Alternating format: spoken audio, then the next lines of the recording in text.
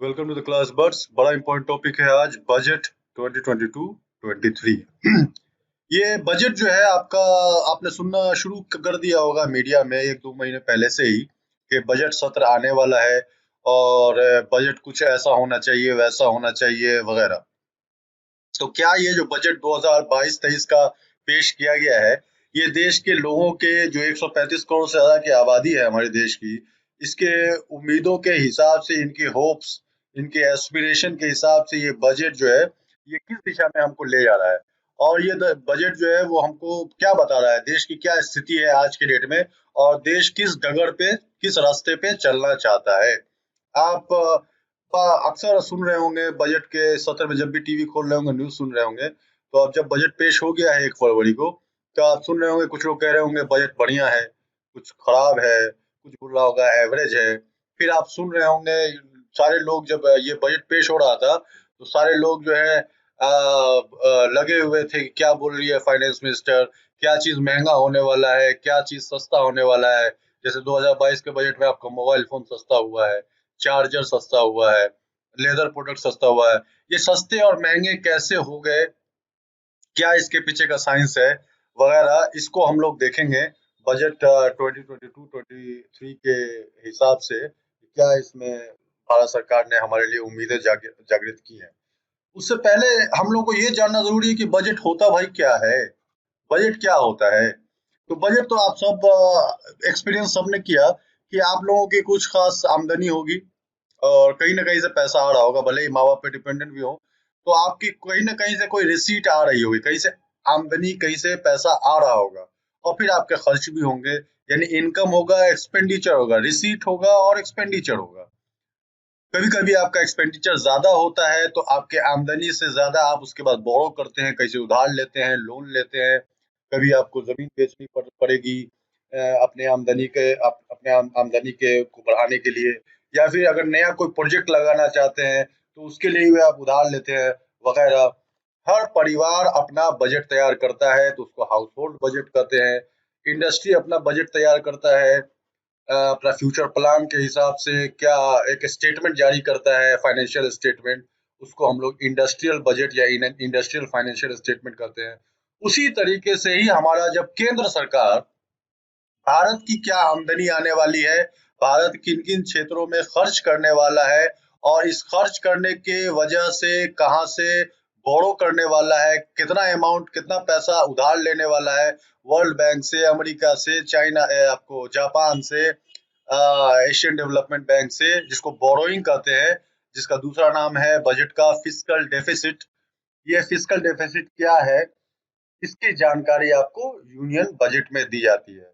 क्या ये बजट पेश करना जरूरी है? तो सवाल है, जवाब है कि हाँ, ये बजट पेश करना जरूरी है, क्योंकि भारत के संविधान में आर्टिकल 112 दे दिया गया है और 112 एक कहता है कि प्रेसिडेंट जो है उसको हर साल जो है वो दोनों पार्लियामेंट के दोनों हाउस के सामने में, लोकसभा राज्यसभा दोनों के सामने में एक स्टेटमेंट जारी करना पड़ेगा कि क्या एस्टिमेटेड, क्या उम्मीद है उसको, कितना पैसा आने वाला है उसके पास और क्या खर्च करने वाला है वो उस साल।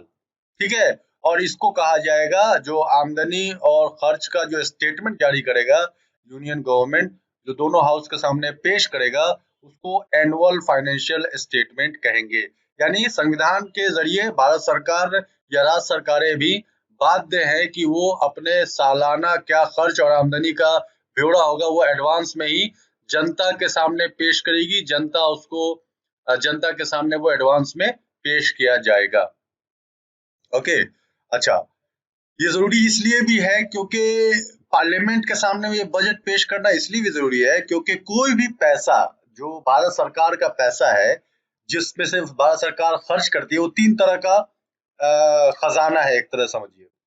जो सबसे इम्पोर्टेंट खजाना है, जिसमें ज्यादातर पैसा जाता है, टैक्स का पैसा, या उधार लेते हैं, भारत सरकार किसी से उधार लेती है तो वो पैसा, ये सारा पैसा जो है वो जाता है कंसोलिडेटेड फंड ऑफ इंडिया में, आर्टिकल 266(1) के तहत। और चाहे भारत सरकार इस कंसोलिडेटेड फंड ऑफ इंडिया में पैसा डालना हो उसको, या इसमें से पैसा निकालना हो, उसके लिए जरूरी है पार्लियामेंट का अप्रूवल। पार्लियामेंट जब तक वो बिल पास नहीं करेगा तब तक भारत सरकार ना एक पैसा उस खजाने में डाल सकती है ना निकाल सकती है। तो इसलिए कोई भी खर्च करना हो या कोई भी आमदनी का साल भर का आपको ब्यौरा देना पड़ेगा पार्लियामेंट के सामने में। पार्लियामेंट जब अप्रूव कर देगा, पास कर देगा, तो आप उसमें से खर्च कर सकते हैं या उसके अंदर पैसा डाल सकते हैं। ओके, नाउ अगला हिस्सा इसका ये है, तो पहले बजट आपका फॉर्मुलेट कर लिया गया, बजट जो है बना लिया गया, इसका एक पूरा प्रोसेस है, इसको मैं अभी थोड़ी देर बाद बताता हूँ। बजट बन जाने के बाद बजट जाता है पार्लियामेंट में अप्रूव होने के लिए, ठीक है।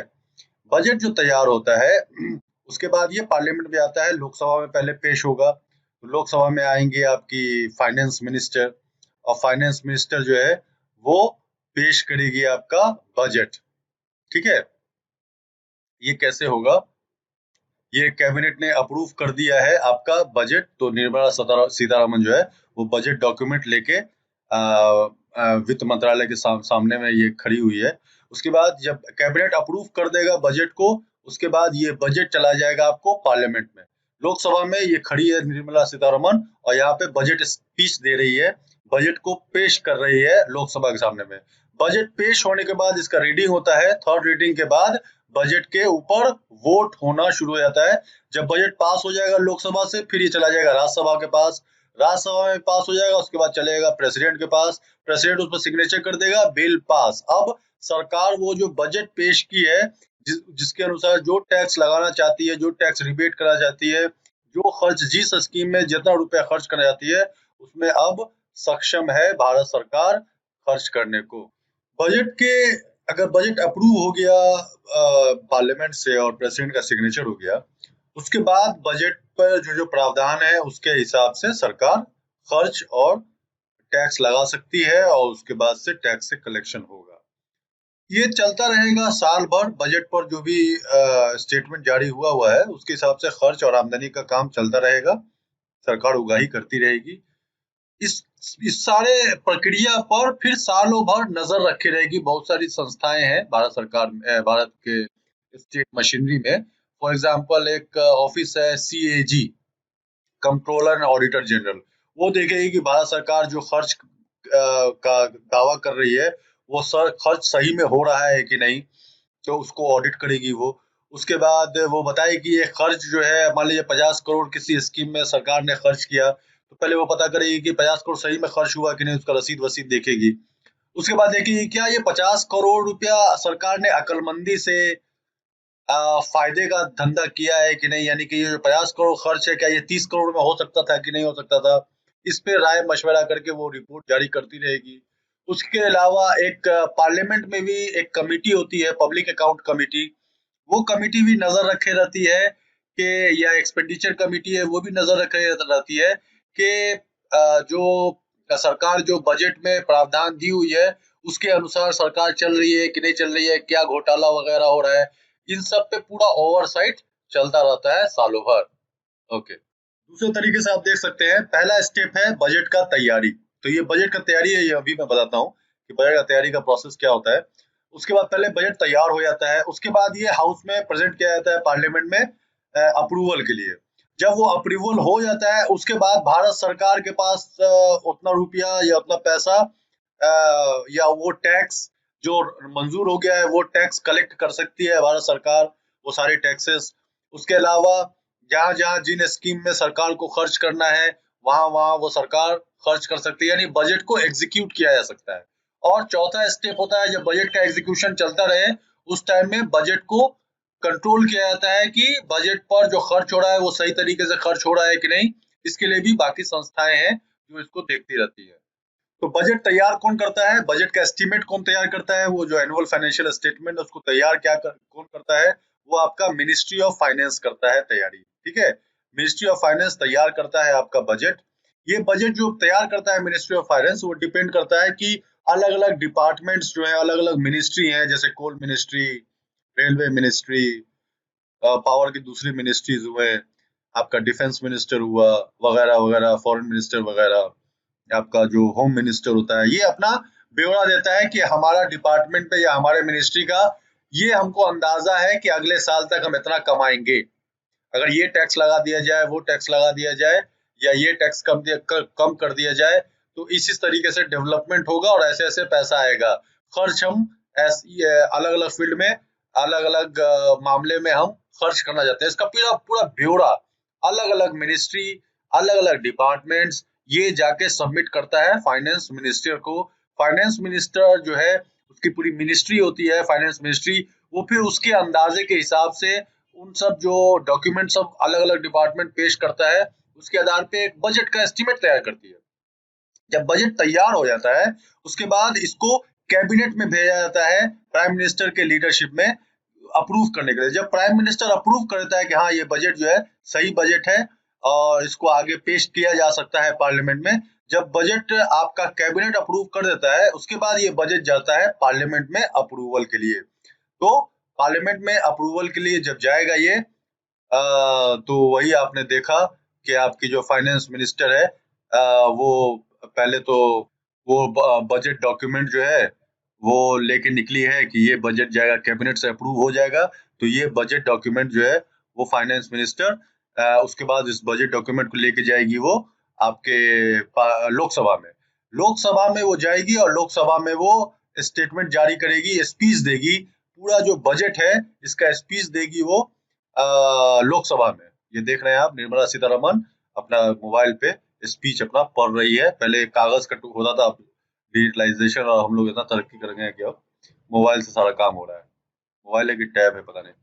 तो अपना बजट पढ़ रही है वो, और बता रही है कि हम ये टैक्स लगाने वाले हैं, ये टैक्स का छूट देने वाले हैं, यहाँ पे कस्टम ड्यूटी लगाने वाले हैं, यहाँ यहाँ पर हम खर्च करेंगे, औरतों पे ये खर्च करेंगे, डिफेंस पे ये खर्च करेंगे, आपका बम इतना खरीदेंगे, गोली इतना खरीदेंगे, वगैरह वगैरह। पूरा अपना इनकम और एक्सपेंडिचर का ये ब्यौरा देगी।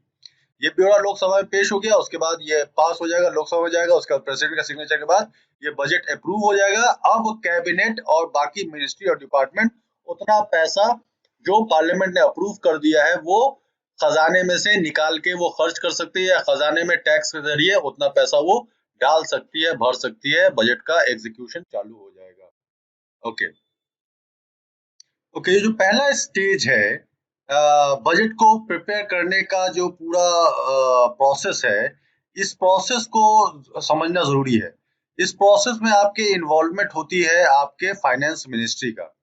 और ये जो बजट तैयार होता है, जो आर्टिकल 112 के तहत आप एनुअल फाइनेंशियल स्टेटमेंट जिसको कहते हैं, ये पेश किया जाता है हाउस के सामने में। तो पहले ये बजट तैयार होगा, तब ना इसको पेश किया जाएगा अप्रूव होने के लिए। तो ये बजट जो तैयार होता है, ये मिनिस्ट्री ऑफ फाइनेंस तैयार करती है। बड़े साथ में इसके कौन कौन इन्वॉल्व होता है, नीति आयोग इन्वॉल्व होता है, और बाकी मिनिस्ट्रीज भी अपना अपना रोल अदा करते हैं बजट के तैयारी के दौरान। बजट जो तैयार होता है, इस पूरे प्रोसेस में प्राइम मिनिस्टर का जो ऑफिस होता है, ये डायरेक्टली इन्वॉल्व होता है, और कई महीनों के मेहनत के बाद ये सामने में आता है। बजट तैयार करने की जो जिम्मेदारी है, ये फाइनेंस मिनिस्ट्री में एक डिपार्टमेंट की जिम्मेदारी है। उस डिपार्टमेंट का नाम है डिपार्टमेंट ऑफ इकोनॉमिक अफेयर्स। यानी कि बजट तैयार करता है आपका फाइनेंस मिनिस्ट्री। फाइनेंस मिनिस्ट्री का कौन सा डिपार्टमेंट? तो डिपार्टमेंट ऑफ इकोनॉमिक अफेयर्स। ये आपका तैयार करता है बजट। ठीक है। अब इस बजट के तैयार होने का जो पूरा स्टेप बाय स्टेप प्रोसेस है, इसको जरा शॉर्टकट में हम लोग देख लें। तो बजट तैयार करने का पूरा प्रोसेस जो है, बजट जो तैयार होता है, सबसे पहले जो फाइनेंस मिनिस्ट्री होती है आपकी, जो फाइनेंस मिनिस्टर होता है, उसकी जो मिनिस्ट्री होती है, वो गाइडलाइन इशू करता है सारे यूनियन मिनिस्टर को, सारे स्टेट को, सारे यूनियन टेरिटरी को, सारे डिपार्टमेंट को, जितने भी ऑटोनोमस बॉडी है, डिफेंस फोर्सेस है, इन सबको ये ऑर्डर जारी किया जाता है, गाइडलाइन जारी किया जाता है कि वो अपना अपना एस्टिमेट, क्या उनकी ख्वाहिश है, क्या अंदाजा है कि उनकी आमदनी क्या होगी साल भर में, क्या उनकी ख्वाहिश है कि साल भर में वो क्या क्या चीज पर खर्च करना चाहते हैं, इन सब का ब्यौरा पेश करे वो फाइनेंस मिनिस्ट्री में। सबसे पहला काम तो ये होता है। ये जब एस्टीमेट सारे डिपार्टमेंट, सारे मिनिस्ट्री भेज देते हैं फाइनेंस मिनिस्ट्री में, उसके बाद डिबेट डिस्कशन चालू हो जाता है, उसके बाद कंसल्टेशन का प्रोसेस चालू हो जाता है जितने भी यूनियन मिनिस्टर है और फाइनेंस मिनिस्टर के बीच में। ठीक है। फाइनेंस मिनिस्ट्री का एक डिपार्टमेंट है, डिपार्टमेंट ऑफ एक्सपेंडिचर। वो बस अब ध्यान देने लगता है कि ये जो लोग सब डिमांड कर रहे हैं, कोल मिनिस्ट्री इतना पैसा डिमांड कर रहा है, डिफेंस मिनिस्टर इतना पैसा डिमांड कर रहा है, आपका एविएशन मिनिस्टर इतना पैसा डिमांड कर रहा है, होम मिनिस्टर 5,000 करोड़ रुपए डिमांड कर रहा है, जो भी जिसका जो डिमांड है, ये डिपार्टमेंट ऑफ एक्सपेंडिचर गौर करता है कि ये डिमांड जो है फुलफिल किया जा सकता है या नहीं किया जा सकता, उसका कंसल्टेशन चालू हो जाता है एस्टीमेट जमा कराने के बाद। उसके बाद क्या होता है कि उसके बाद आपका जो डिस्कशन है, डिबेट है, वो अब आगे के स्टेज पे जाएगा। जो डिपार्टमेंट ऑफ इकोनॉमिक अफेयर होता है, जिसका काम है आपके बजट को ड्राफ्ट करना, यानी लिखना, उसको फाइनल शक्ल देना, पार्लियामेंट में पेश करने से पहले या कैबिनेट में जाने से पहले।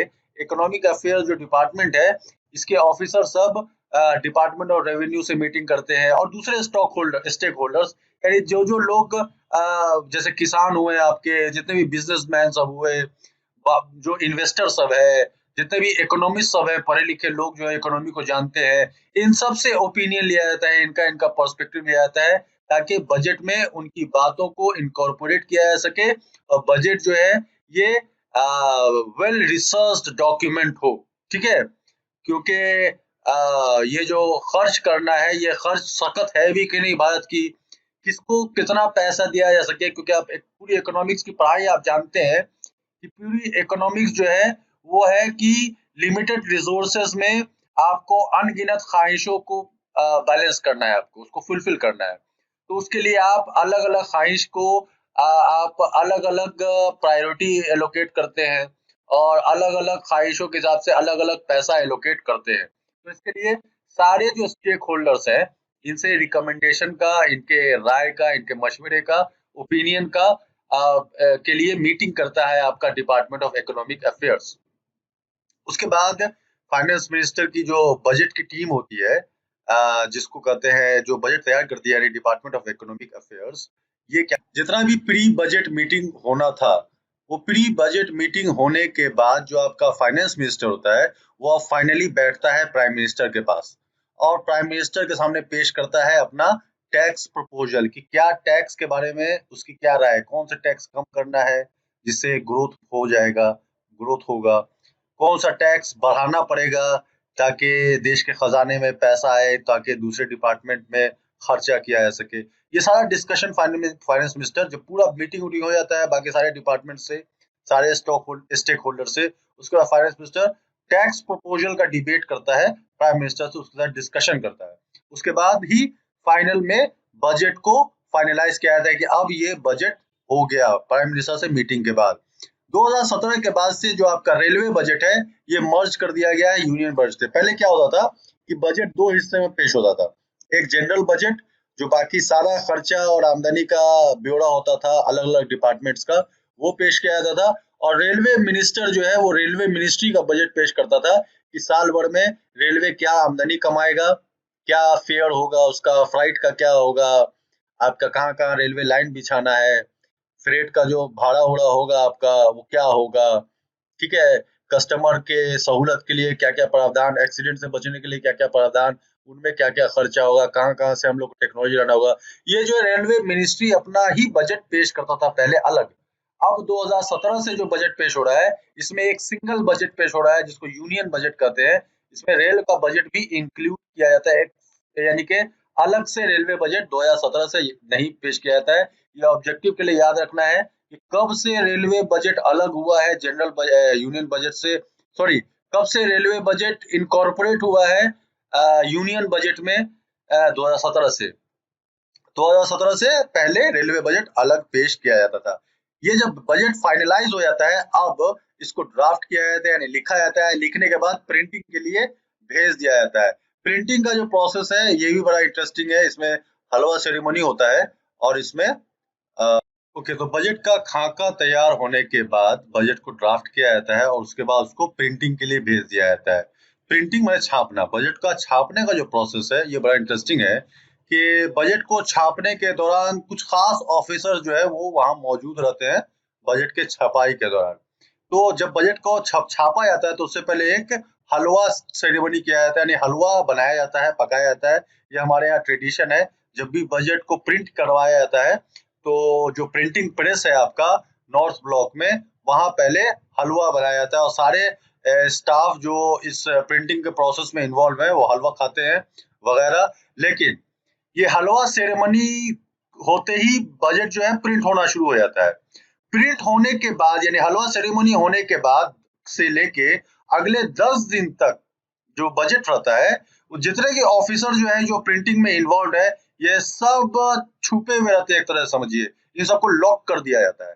ये सारे ऑफिसर अपने रिश्तेदारों, अपने परिवार, अपने दोस्तों किसी से कनेक्शन नहीं कर सकते जब तक बजट आपके लोकसभा में आपका फाइनेंस मिनिस्टर पेश न कर दे। यानी हलवा सेरेमनी से लेके बजट पेश करने के टाइम तक आपका जो क्या कहते हैं जितना भी ऑफिसर सब या जितना भी स्टाफ प्रिंटिंग सेरेमनी में इन्वॉल्व है, प्रिंट बजट के प्रिंटिंग में इन्वॉल्व है, ये सब जो है दुनिया से काट दिए जाते हैं, ये दुनिया से अलग कर दिए जाते हैं, एक तरह से लॉक कर दिया जाते हैं, ताकि कोई भी इंफॉर्मेशन जो बजट में जो भी प्रावधान है वो पब्लिक के सामने में वो बजट पेश करने से पहले डिस्क्लोज ना हो जाए।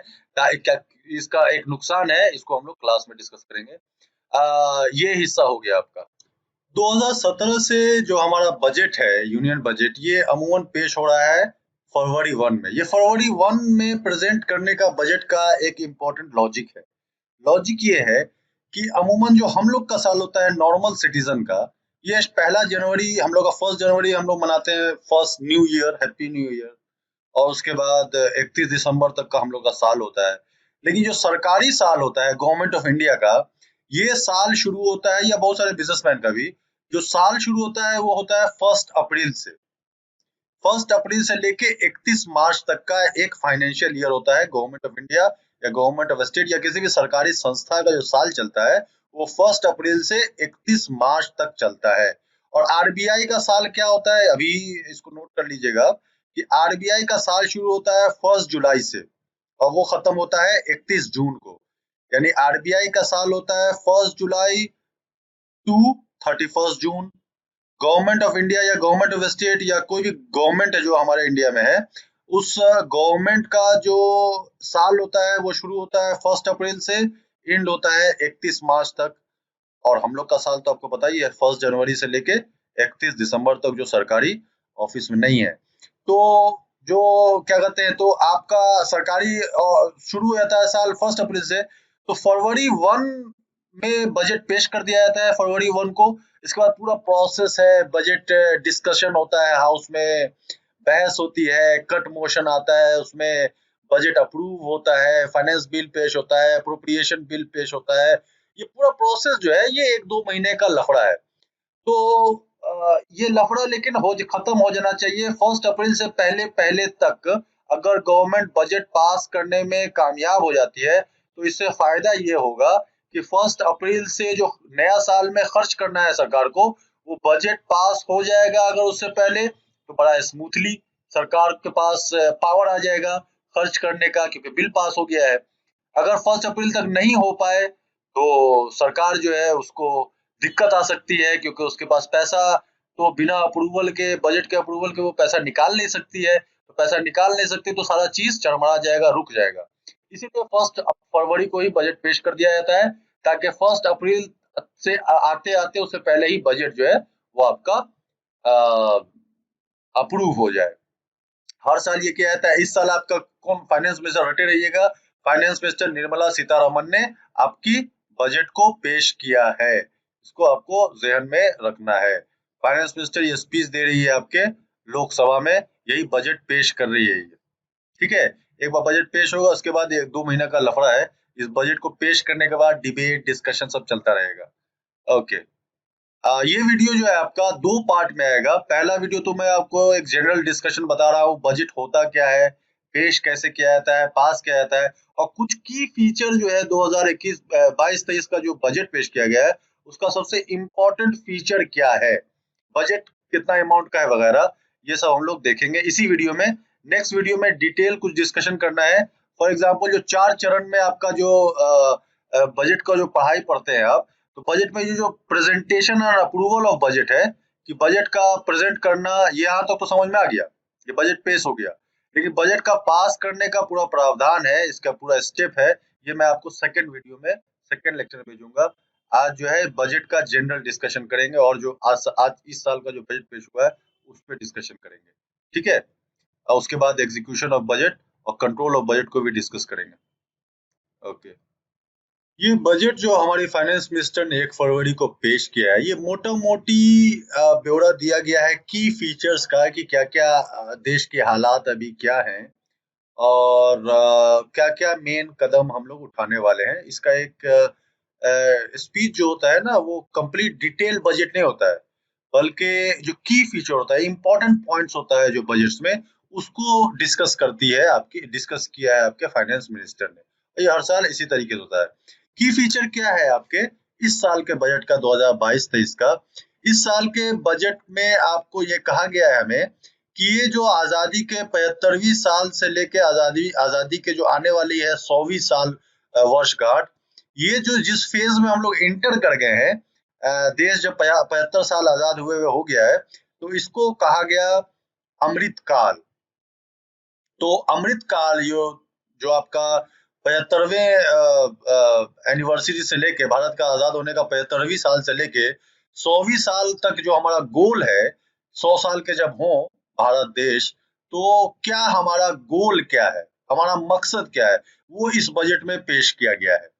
ये बजट शुरुआत ये एक ही साल के लिए पेश किया गया है, लेकिन इसका मकसद जो है वो आपको दिखा दिया गया है कि 100वां वर्षगांठ जब भारत मनाएगा तो किस दिशा में हम मूव करेंगे, क्या हमारा गोल है। तो गोल नंबर 1 है हमारा कि हमको ग्रोथ पे फोकस करना है, ठीक है, और इंक्लूसिव वेलफेयर करना है, यानी कि सभी को मिला के वेलफेयर करना। ये पहला नंबर गोल सेट किया गया है हमारे इस बजट का, अमृत काल के बजट का।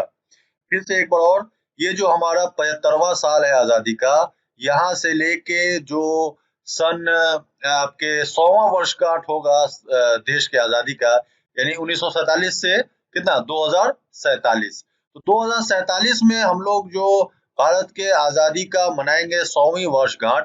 इस काल को नरेंद्र मोदी ने और कई बार अपने स्पीच और स्टेटमेंट्स में 2020 के दौरान और 21 के दौरान उन्होंने स्टेटमेंट दिया है कि भारत अब अमृत काल में इंटर कर गया है। तो इस अमृत काल का क्या गोल है, तो ये इसी साल 2022-23 का बजट में हम लोग उस दिशा में मूव करेंगे। तो पहला चीज जो है हमारा वो है ग्रोथ पे फोकस करना इस दौरान, और इंक्लूसिव वेलफेयर करना, सबकी भलाई करना है, किसी एक पायदान को, जिसको कहते हैं ना सबका साथ सबका विकास।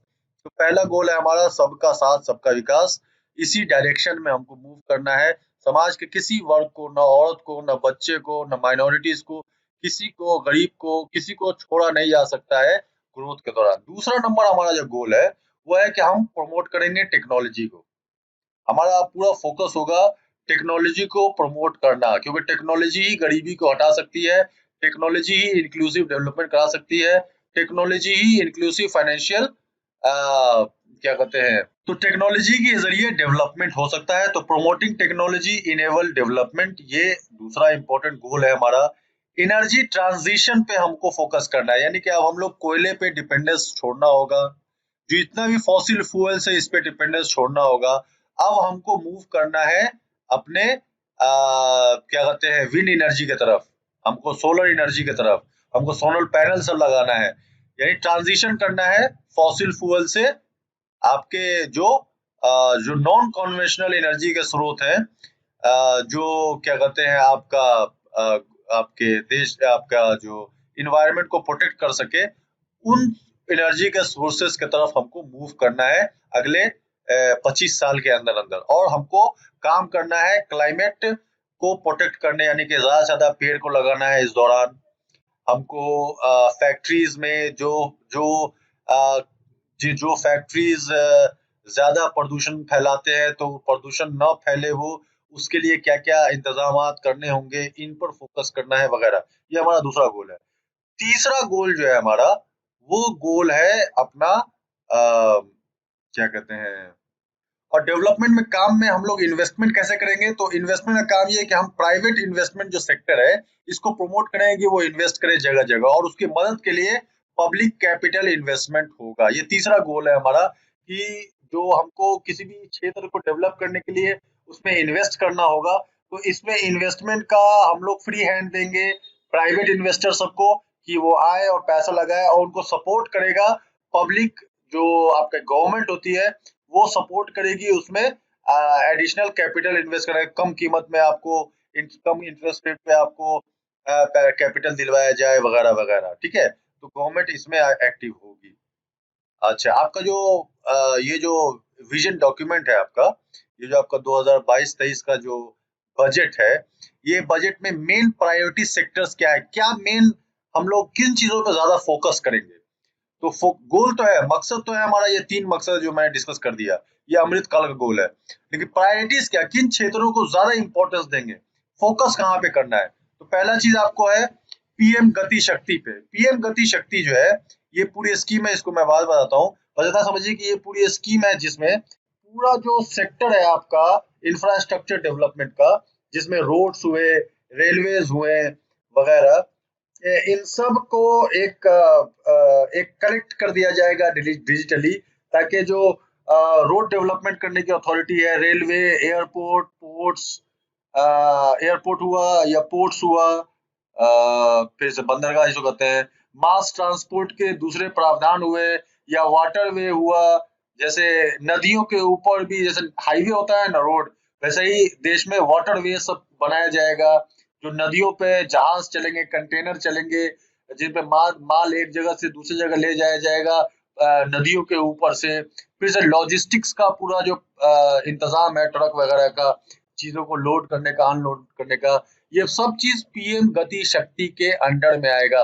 और इन सारे सेक्टर्स को, जो इंफ्रास्ट्रक्चर डेवलपमेंट करने वाले सेक्टर्स हैं, इन सबको डिजिटली आपस में जोड़ दिया जाएगा, ताकि रोड बनाना का क्या, road ministry, road department of road जो रोड बना रही है जो कंपनी सब, उसकी सारी जानकारी रेलवे वाले के पास भी हो, ताकि रेलवे जब अपना प्लान करें तो उसमें उनको पता हो कि सड़क बनने वाली है, रोड बनने वाला है, तो ओवर ब्रिज बनाया जाएगा, अंडरपास बनाया जाएगा।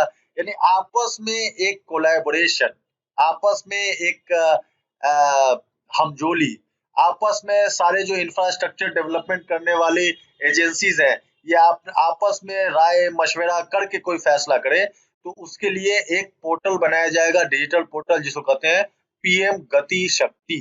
ठीक है, इसको डिटेल में हम इसके बाद बात है। दूसरा जो प्रायोरिटी है वो है इंक्लूसिव डेवलपमेंट, सबका साथ सबका विकास। ठीक है, तीसरी चीज है कि प्रोडक्टिविटी को इनहांस करने के काम किए जाए, इन्वेस्टमेंट बढ़ाया जाए, सनराइज अपॉर्चुनिटी लाया जाए। ठीक है, इसको हम लोग लेक्चर 2 में डिस्कस करेंगे। एनर्जी ट्रांजिशन की कैसे कोयला से हम लोग मूव करें सोलर एनर्जी की तरफ, और क्लाइमेट एक्शन कैसे किया, ये आपका प्रायोरिटी सेक्टर है। ठीक है, इन सब चीजों पे ज्यादा फोकस किया जाएगा। और चौथा चीज जो है, जो चौथा प्रायोरिटी है आपके इस बजट का, वो है इन्वेस्टमेंट को फाइनेंस करना। मान लीजिए कोई प्राइवेट ऑर्गेनाइजेशन है, वो इन्वेस्ट करना चाहती है डिजिटल इंडिया में या मेक इन इंडिया में, तो उसको जो उसको पैसे की जरूरत होगी इन्वेस्टमेंट के लिए, ये पैसे की जरूरत होगी तो गवर्नमेंट ऑफ इंडिया इनकी मदद करेगा, अपने अलग अलग प्राइवेट या पब्लिक बैंक से कम इंटरेस्ट रेट पे इनको पैसा मिल जाए। जो कंपनी जो है उसको टेक्नोलॉजी चाहिए, दूसरे देश से लाना है, अमेरिका से लाना है, फ्रांस से लाना है, तो उसके लिए भी भारत सरकार मदद करेगी उनको, ताकि मशीनरी आ सके, टेक्नोलॉजी आ सके। ठीक है, फाइनेंस जो भी इन्वेस्टमेंट का फाइनेंसिंग का प्रावधान होगा, ठीक है, उस पे मदद करेगी भारत सरकार। ये 4 प्रायोरिटी डिस्कस किया गया है। तो बजट के लिए रटे रहना है आपको एग्जाम के लिए, कि आपका जो ये बजट है, ये अमृत काल का पहला बजट है। अमृत काल कौन सा है? भारत के आजादी का 75वां वर्षगांठ से लेके 100वीं वर्षगांठ जो 2047 में मनाएंगे, ये जो काल है 25 साल का, इसको अमृत काल डिफाइन किया गया है। तो ये जो है अमृत काल का पहला बजट है 2022-23। हमारा गोल क्या है, मकसद क्या है, कहाँ पहुंचना है? तो हमको 3 गोल अचीव करना है। हमको ग्रोथ अचीव करना है, और सबका भलाई, सबका वेलफेयर उसमें होना चाहिए। हमको टेक्नोलॉजी प्रमोट करना है, ठीक है, क्लाइमेट एक्शन पे काम करना है, एनर्जी ट्रांजिशन करना है, यानी कि कन्वेंशनल से हम लोग को नॉन कन्वेंशनल सोर्सेज पे जाना है, एनर्जी के सोर्सेज पे। और हमको इन्वेस्टमेंट, जो प्राइवेट इन्वेस्टर सबका है, उनको बुलाना है, हमको प्राइवेट इन्वेस्टर सबसे इन्वेस्टमेंट करवाना है, और इस इन्वेस्टमेंट के लिए उनको जो पैसे की जरूरत होगी, उसको इजी टर्म्स पे, कम से कम ब्याज दर पे प्राइवेट संस्थाओं को, प्राइवेट बिजनेसमैन सबको अवेलेबल कराया जाए, उनको कैपिटल, उनको फाइनेंसिंग करवाया जाए। ठीक है, ओके, ये आपका हमारा गोल हुआ। 4 प्रायोरिटी रटे रहना है कि 4 प्रायोरिटी है इस बजट का। पीएम गति शक्ति, inclusive development, productive enhancement, investment, sunrise opportunity, energy transition, climate action और फाइनेंसिंग ऑफ इन्वेस्टमेंट। ठीक है, इसको ध्यान में रखना है। लेक्चर नंबर 2 में मैं डिटेल में पीएम गति शक्ति और बाकी जितना भी गोल है और किस डिपार्टमेंट को कितना पैसा दिया गया है, कौन कौन सी नई स्कीम लॉन्च की गई है इस बजट में, इसको मैं लेक्चर 2 में भेजूंगा। लेकिन इस बजट में मैंने नोट डाउन किया है कुछ चीजें। जैसे ये जो बजट है आपका, इस बजट का वर्थ कितना है, कितने रुपए का बजट है ये, तो ये बजट है लगभग 40 लाख करोड़ का, यानी 39.45 लाख करोड़ का एक्सपेंडिचर प्रपोज किया गया है। इतना खर्च करने को तैयार है भारत सरकार। ये पार्लियामेंट के सामने पेश किया है कि हम इतना लाख करोड़ रुपया खर्च करना चाहते हैं। 39.45 ऑब्जेक्टिव के लिए जो एग्जाम ओरिएंटेड स्टूडेंट है, इन सबको रटना पड़ेगा आपको। बीपीएससी, एसएससी वगैरह में डायरेक्ट कोटेशन आ जाता है कि कितना खर्च का, किस स्कीम में भारत सरकार ने कितना खर्च किया। ठीक है, डायरेक्ट आपसे सवाल आ जाएगा कि ये जो बजट है, ये बजट जो है ये अमृतकाल कौन सा बजट है। तो आपका ऑप्शन अगर उसमें अमृतकाल रहेगा तो आप उसमें ऑप्शन नंबर टिक करना है कि फर्स्ट बजट ऑफ अमृतकाल है। टोटल रिसीट यानी कि सरकार को कितना पैसा आमदनी आने का टैक्स वैक्स के जरिए, या जो सरकार ने लोन दिया हुआ है अलग अलग संस्थाओं को, ठीक है, उसका लोन रिकवर होना हो या फिर उस लोन पे इंटरेस्ट मिलना हो, तो भारत सरकार राज्य सरकारों को भी पैसा देती है वगैरह, तो उससे इंटरेस्ट आता है भारत सरकार को, या वो लोन वापस करती है स्टेट गवर्नमेंट, तो वो जो आमदनी आएगी वो टोटल रिसीट का अंदाजा है 22.84 लाख करोड़ का अंदाजा है कि भारत सरकार इतना पैसा कमा लेगी, उसके खजाने में आ जाएगा। लेकिन तो इसमें देख रहे हैं कि खर्च ज्यादा है और आमदनी कम दिख रहा है, तो इसका मतलब कि 16.61 लाख करोड़ का बजट डेफिसिट है। तो ये जो इतना लाख करोड़ रुपया कम है, 16.61 लाख करोड़ रुपया कम है, ये सरकार को बोरो करना पड़ेगा। ये बोरो करेंगे हम लोग वर्ल्ड बैंक से, एशियन डेवलपमेंट बैंक से, या दूसरे कंट्री के दूसरे बैंक से, संस्थाओं से, अलग अलग संस्थाओं से, या भारत के अंदर से ही उगाही करेगी भारत सरकार, तरह तरह से इन्वेस्टमेंट करवाएगी, उससे लोन लेगी भारत सरकार। तो कितना उसको लोन लेना पड़ेगा, 16.61 लाख करोड़। यही जो बोरो करेगी भारत सरकार, उधार लेगी भारत सरकार, ठीक है, इसी को कहते हैं हम लोग फिस्कल डेफिसिट। और ये 2022-23 में प्रपोज किया है कि ये जीडीपी का 6.9% होगा। ये हेल्दी बजट नहीं है इस सेंस में, क्योंकि जो फिस्कल डेफिसिट है वो एवरेज 3 से लेके 4%, मैक्सिमम 5% रहता है, तो इसको सस्टेनेबल फिस्कल डेफिसिट माना जाता है। 6.9% कुछ ज्यादा ही फिस्कल डेफिसिट करना पड़ा है भारत सरकार को। मजबूरी इसलिए ये है कि क्योंकि आप जान रहे हैं कि कोरोना आया था तो पूरी इकोनॉमिक ग्रोथ रुक गई थी, सारी फैक्ट्रीज वगैरह रुकी हुई थी, तो एक बैग ये फैक्ट्री वगैरह चलने लगी है। ठीक है, तो इन फैक्ट्री वगैरह को चलाने के लिए कुछ इन्वेस्टमेंट करना पड़ेगा। तो कुछ इन्वेस्टमेंट अभी जो है वो कहीं ना कहीं से उधार लेके इन्वेस्टमेंट करके कम से कम अपनी फैक्ट्रियों को और अपने इकोनॉमिक पहिए को चला लेना पड़ेगा। बाद में देखा जाएगा कि कर्जों को सधा के इन सब चीजों को हल कर लिया जाएगा। फिस्कल डेफिसिट को 3% से 3.5% लाया जाएगा FRBM एक्ट के तहत। ठीक है, तो इसलिए क्योंकि 6.9% गया है, तो इसमें एक इम्पोर्टेंट सटल पॉइंट है कि FRBM एक्ट में भी आपको अमेंडमेंट करना पड़ा है इस बजट को पेश करने के दौरान। उसको हम लोग नेक्स्ट वीडियो में देखेंगे।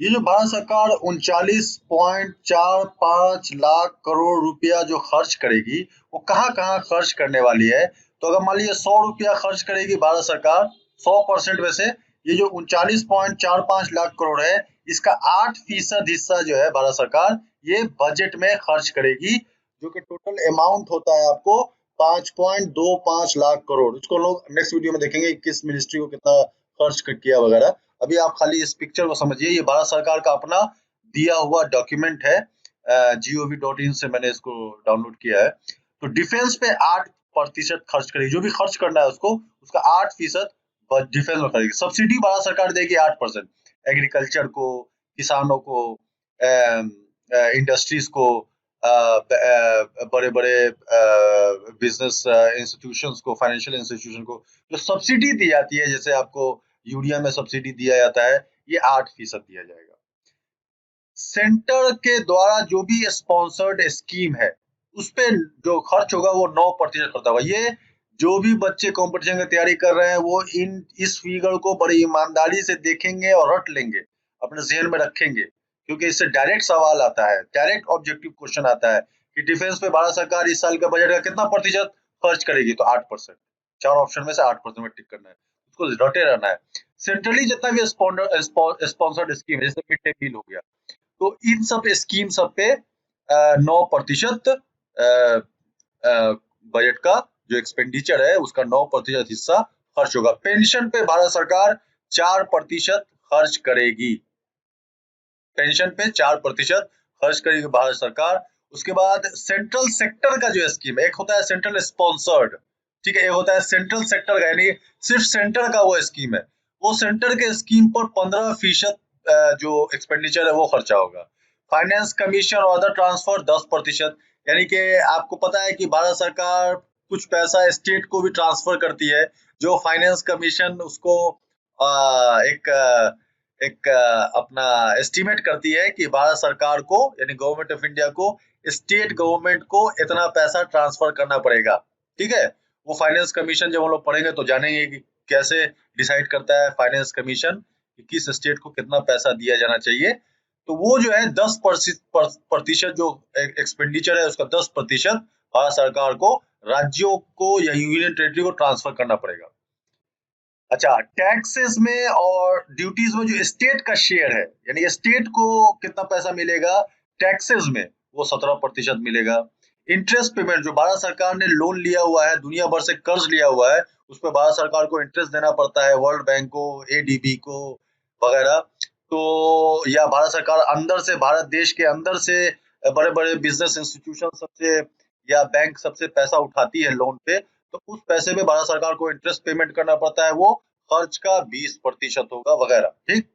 ये पिक्चर है आपका दूसरा पिक्चर कि रुपी अब कहाँ से कमाएगा, भारत सरकार की आमदनी कहाँ से होगी। तो भारत सरकार जो आमदनी करेगी वो है 22.84 लाख करोड़।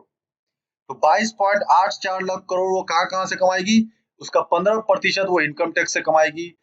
इनकम टैक्स आप जान रहे हैं, ये डायरेक्ट टैक्स है, डायरेक्ट आप जितना इनकम करते हैं उसके हिसाब से स्लैब सब बना हुआ है, और स्लैब के हिसाब से जिसकी जो आमदनी है उस हिसाब से वो टैक्स देता है भारत सरकार को। यूनियन एक्साइज ड्यूटी, जो भी चीज मैन्युफैक्चर होती है उस पर एक्साइज ड्यूटी लगता है, तो 7% वहां से कमाई आएगी। बड़े बड़े जो आपके फैक्ट्रीज है या बिजनेस फर्म्स हैं, कॉर्पोरेट सब है, उनसे जो आमदनी आएगी कॉर्पोरेशन टैक्स के जरिए, वो आमदनी का 15% होगा। जीएसटी के जरिए 16% आमदनी आएगी। कस्टम के जरिए जो माल इधर से उधर जाता है देश के अंदर और देश के बाहर, तो उस पर जो टैक्स लगता है उस पर 5% आमदनी का होगा वो हिस्सा। और नॉन टैक्स रेवेन्यू 5% होगा। नॉन टैक्स रेवेन्यू का मतलब हो गया कि टैक्स के अलावा जो रेवेन्यू होता है, जैसे कि भारत सरकार के बहुत सारे पब्लिक सेक्टर इंटरप्राइज सब है, जैसे इंडियन ऑयल है, भेल है, ओएनजीसी है, ये सब भी आमदनी कमाती है, एलआईसी वगैरह आमदनी कमाती है। तो वो जो आमदनी है वो नॉन टैक्स रेवेन्यू जो है 5% आएगा भारत सरकार को। और जो बच गया, कितना बच गया, 16.61 लाख करोड़ खर्च, क्योंकि हम लोग 39 लाख करोड़ के आसपास कर रहे हैं, 40 लाख करोड़ के आसपास, तो हमको उधार लेना पड़ेगा 16.61 लाख करोड़। तो ये टोटल इनकम का कितना परसेंट है, टोटल रिसीट का कितना परसेंट है, 35%। 100 रुपया में से 35 रुपया हमको, 100 रुपया जो हम आमदनी कमा रहे हैं, क्योंकि खर्च अगर 100 रुपया कर रहे हैं तो आमदनी भी हमको 100 रुपया कमाना होगा, वरना खर्च कहाँ, बिना पैसा के खर्च कहाँ से कीजिएगा। तो पैसा जो आएगा उस पैसा आने में का जो 35%, 100 रुपए में से 35 रुपया हमको उधार लाना पड़ रहा है, बाकी 65 रुपया हम कहीं ना कहीं से कमा ले रहे हैं। 35 रुपया 35% हमको कहीं से हमको उधार वगैरह लेना पड़ेगा, ठीक। नेक्स्ट वीडियो में बजट को हम लोग डिटेल पढ़ेंगे कि कौन चीज महंगा हुआ, कौन चीज सस्ता हुआ, और किस डिपार्टमेंट पे को क्या कितना रुपया मिला, यानी कि जैसे डिफेंस को लगभग 5.25 लाख करोड़ मिला, कंज्यूमर अफेयर को 2.18 लाख करोड़ रुपया मिला, रेलवे को 1.40 लाख करोड़ मिला। तो फिर भाई जो जो पैसा मिला तो कौन कौन से नया रेल आ रहा है, एग्रीकल्चर में सरकार क्या क्या करने जा रही है, ये सब मैं अगले वीडियो में मैं आपको भेजता हूँ। ये पार्ट 1 वीडियो है। थैंक यू वेरी मच, खुश रहिए।